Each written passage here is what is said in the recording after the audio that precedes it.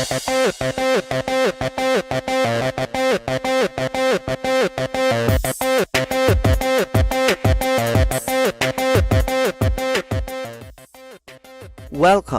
to Pinoy Scoop.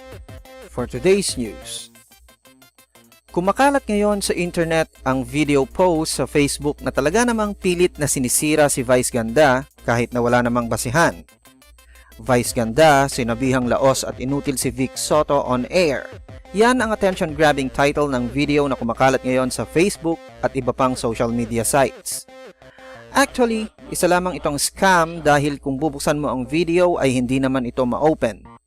Sa pagsisiyasat ng Pinoy Scoop, ito ay isang scam website. Ang gumawa ng website na ito ay umaani ng pera sa mga advertisements na inilagay niya. Kailangan niya ng attention-grabbing na title at ito nga ang naisip niya. Gawan ng issue si Vice at Vic para kumita.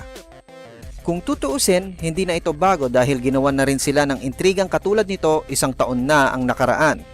Katulad na lang ng ginawa ng isang YouTube user na di angkop ang titulo sa kanyang in-upload na video. For more news, visit and subscribe to our YouTube channel at www.youtube.com/PinoyScoop.